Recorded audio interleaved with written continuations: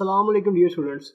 Dear students, आज के इस टॉपिक में मैं आपको बताने वाला हूँ कि एल्गोरिदम और फ्लो चार्ट में क्या फ़र्क है। तो ये दोनों टॉपिक्स हमने पढ़े हैं, एल्गोरिदम भी हमने पढ़ा है और फ्लो चार्ट भी हमने पढ़ा है।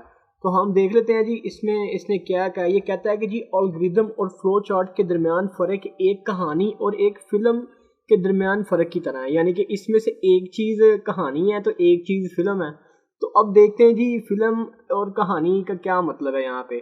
तो आपको जैसे कि पता है कि जब हमने एल्गोरिदम की डेफिनेशन पढ़ी थी तो एल्गोरिदम की डेफिनेशन में यह बात लिखी हुई थी कि एल्गोरिदम हमेशा फितरी ज़ुबान में लिखा जाता है। यहाँ पे देखें, ये एल्गोरिदम का टॉपिक जब हमने पढ़ा था तो इसमें उसने लिखा हुआ है कि एल्गोरिदम मसला हल करने के मराहिल के मजमूए का नाम है और इसे फितरी ज़ुबान में लिखा जाता है।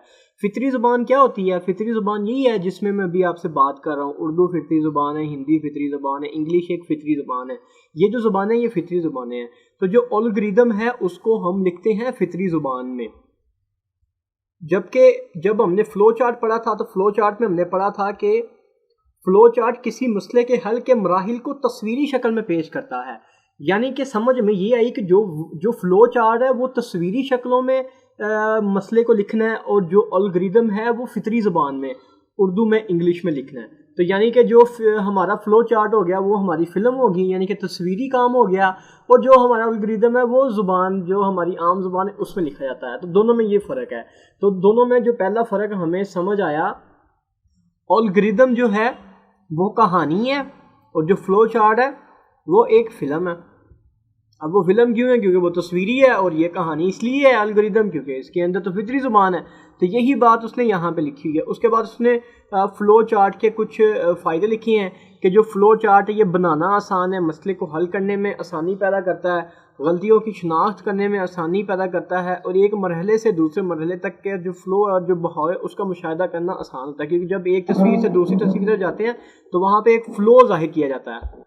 उसके बाद इसके नुकसानात देख लेते हैं, फ़्लो चार्ट के नुकसानात। तो फ़्लो चार्ट बनाने के लिए ज़्यादा वक्त दरकार होता है क्योंकि उसमें शेप्स वगैरह बननी है तो उस पर ज़्यादा टाइम लग जाता है।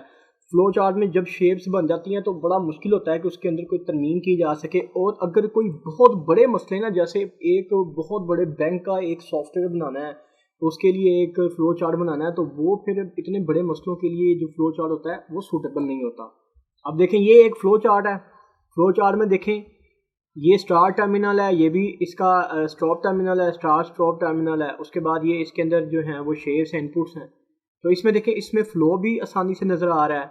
फिर इसको क्योंकि साथ शेप्स बन रही हैं तो शेप जब बनेंगी तो उस पर ज़्यादा टाइम लगेगा, और ये इजी टू अंडरस्टैंड, किसी दूसरे को समझाना जो है ये आसान है। लेकिन ये जो बहुत बड़े मसले मसाइल हैं उनके लिए हम इसको इस्तेमाल नहीं कर सकते।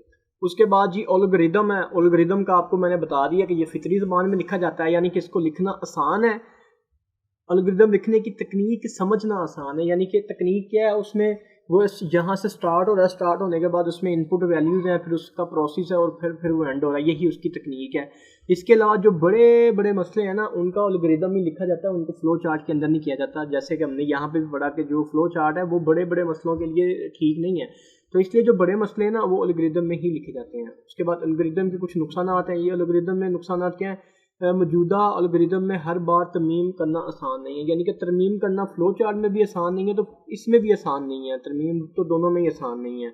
एक मरहले से दूसरे मरहले का फ़्लो बहाव दिखाना जो है वो आसान नहीं है। यानी कि इसमें तो ऐसे तीर के निशान बने हुए हैं जो फ़्लो को दिखा रहे होते हैं, इसमें वो भी नहीं है।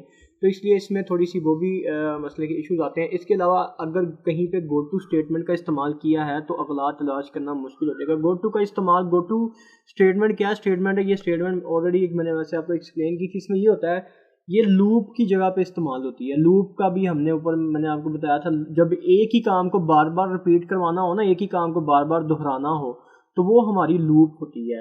या आप इसको इस तरह से समझ लें कि जब एक प्रोग्राम है, एक प्रोग्राम के एक हिस्से की चीज़ें दूसरे हिस्से में मुंतकिल करनी है तो इसको हम आप यही समझ लें कि इसको हम कहते हैं, इसको गो टू स्टेटमेंट कहते हैं। और ये एक यानी कि जो गो टू स्टेटमेंट है ये लूप के मुतबादल के तौर पर भी इस्तेमाल होती है।